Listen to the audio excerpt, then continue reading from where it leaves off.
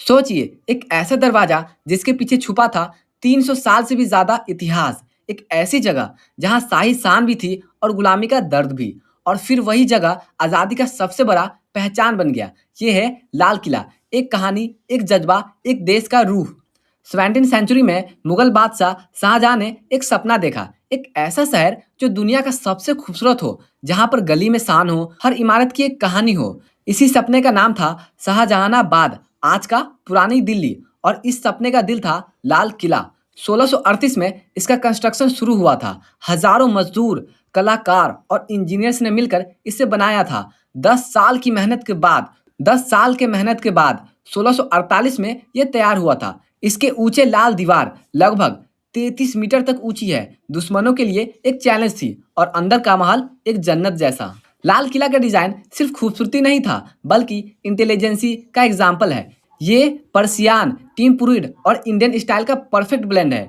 जैसे कि Lahori gate main entry point था, दूसरा हो गया दिल्ली गेट, दूसरा इंपॉर्टेंट गेट था, तीसरा हो गया चट्टा चौक, एक रॉयल मार्केट जहां महंगी चीजें बिकती थी। एक फेमस लाइन यहीं लिखी गई थी, अगर फिरदौस बारूए जमीन एस्ट हामिन अस्ट ओ हामिन अस्ट ओ हामिन अस्ट।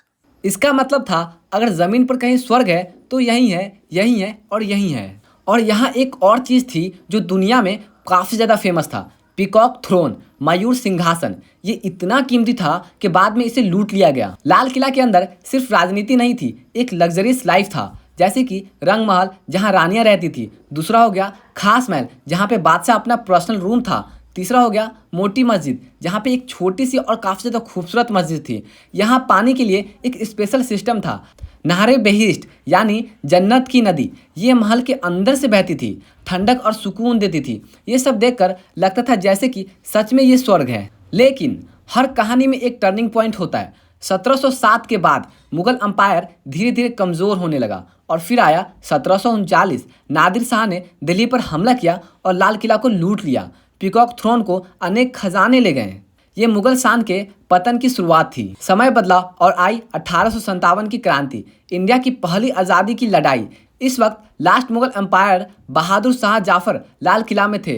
रिवॉल्यूशनर ने उन्हें अपना लीडर बनाया था, लेकिन ब्रिटिश ने क्रांति को और बढ़ा दिया। उसके बाद ब्रिटिश ने लाल किला पर कब्जा कर लिया और उसे मिलिट्री बेस बना दिया।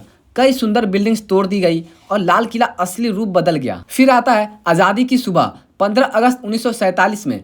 एक नई सुबह, एक नई कहानी के साथ जवाहरलाल नेहरू ने लाल किले की दीवारों पर खड़े हुए और पहली बार तिरंगा लहराया। उन्होंने कहा, at the stroke of the midnight hour. ये मूवमेंट सिर्फ स्पीच का नहीं था, ये एक नए भारत का जन्म था।